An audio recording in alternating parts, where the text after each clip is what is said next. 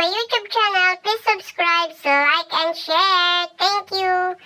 So guys, ngayon ay magkakatay kami ng manok. Ayan guys, so nahuli na yung manok ng kapitbahay. Ayan. So, malaki-laki yan guys at marami niyang maitutumba. Yun ang sabi ng may-ari. O, napakalaki niyan, diba? Kaya, ayan na guys, may mainit na nga, nilagyan na para tanggalin yung balahibo niya, o diba? Ang galing ng magkakatay. So, ayan nga guys, inumpisa ko na magtanggal ng mga balahibo niya para mailuto na rin.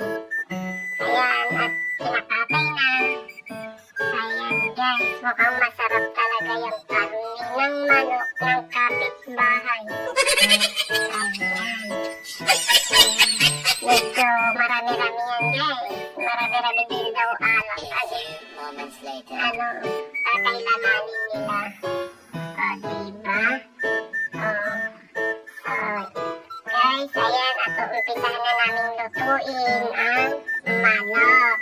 Ayan naman si Ate Janet. Ayun, may pahay pa. Tignan niyo naman. So, nagluto nga kami dyan sa kahoy para mabilis. At masarap daw. Pero ang tawang katotohanan ay walang laman ang tangke namin. Kaya dyan na siya nagluto. Sa munting kalan namin. Ayan. Wala kasing pambili ng tangke guys. Kaya kahoy-kahoy muna. Ayan nga. Anumpisahan na namin ang pagluluto. Ayan. Nilagyan na yan ni Ate Janet ng mantika. Wala nang kumukulong tubig. Ayan, mantika. At ayan nga guys, diba? Kumukulo na. Ilalagay ng sibuyas, bawang at luya. Pinaghalo-halo na guys. So, ayan, minsanan ng ginawa. Talagang hindi mukhang nagmamadali at pampulutan ng manok. Ayan. So, sinasangkot siya nga ang bawang at luya at mga sibuyas para maging mabango ang manok na tinola. Tinolang manok ng kapitbahay. Hindi siya nalaking nalaking natin namin.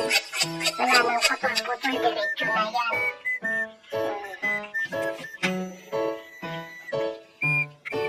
Ayan. So, mapula na nga ang sibuyas at bawang. Kaya, malapit-lapit na nailagay ang manok. Ayan, nagmamadali na rin ang nagluluto. Ayan, minamadali na ng cooker. Ayan nga guys, nilagay na ang manok at nagtutumalsik. Ayan. Ayan. Grabe ang talsik niya. Kaya ayan guys. Yummy. Ayan guys, luto na ang ating tinolang manok. Diba ang sarap guys? Hanggang dito na lang guys. Thank you. Please subscribe, like, and share. Thank you.